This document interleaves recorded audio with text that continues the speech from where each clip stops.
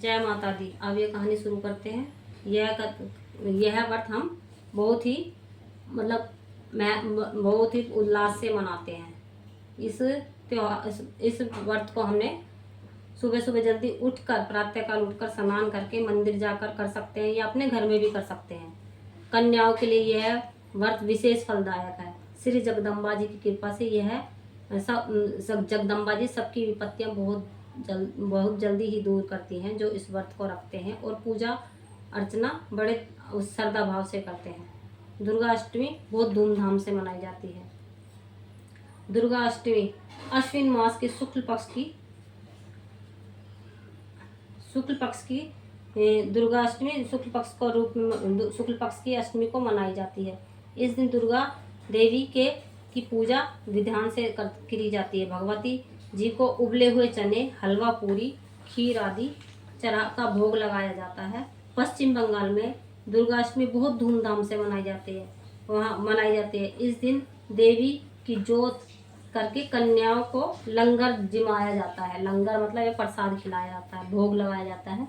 हिंदुओं में प्राचीन शास्त्रों के अनुसार दुर्गा ने 9 रूपों का वर्णन किया है। उन 9 रूपों की पृथक पृथक कथा नीचे दी गई है। ठीक है,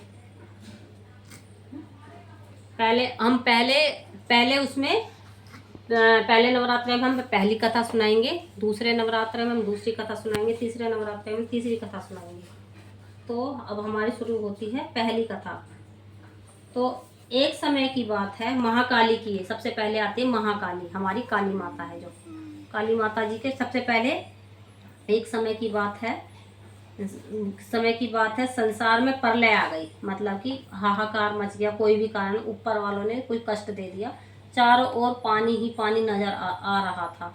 उस समय भगवान विष्णु ने नाभि में कमल की उत्पत्ति की। तो क्या करा था, जो विष्णु भगवान थे उन्होंने अपने नाभि में, मतलब जो हम लोग टूंडी बोलते हैं, आप लोग पता नहीं क्या बोलते हैं, नाभि में कमल को खिलाया था। उस समय कमल से ब्रह्मा की उत्पत्ति हुई। जो हमारी नाभि से जो कमल है ब्रह्मा जी की उत्पत्ति हुई उस कमल के फूल में से।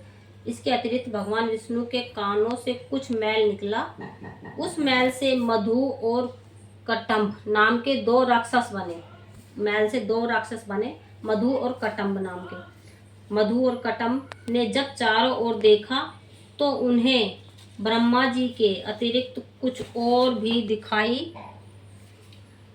दिखाई नहीं दिया। वे ब्रह्मा जी को देखकर उन्हें अपना भोजन बनाने के लिए दौड़े। ब्रह्मा जी ने ही उन्हें पैदा करा और उन्हीं को ही खाने के लिए वो दौड़े। दोनों राक्षस थे जो ब्रह्मा जी की कान के मैल से बने थे। तब ब्रह्मा जी ने भयभीत होकर भगवान विष्णु की स्तुति मतलब भगवान विष्णु जी की प्रार्थना की। ब्रह्मा जी की स्तुति से विष्णु भगवान ने की नींद खुली और उन्होंने आँख में निवास करने वाली महामाया लोप हो गई। उनकी आंख में जो निवास करती थी महामाया वो लोप हो गई, मतलब लुप्त हो गई, छुप गई।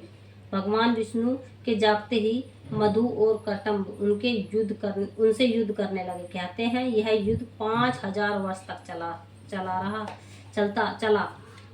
अंत में महामाया ने महाकाली का रूप धारण करके उन दोनों राक्षसों का माता काली का रूप धारण करके उन दोनों राक्षसों की बुद्धि को बदल दिया। वे दोनों असुर भगवान विष्णु के कहने लगे कि तुम्हारे युद्ध कौशल से बहुत प्रसन्न है, तुम जो चाहे वर मांग लो। भगवान विष्णु ने कहा कि यदि तुम कुछ देना चाहते हो तो वर दो, दैत्यों का नाश हो।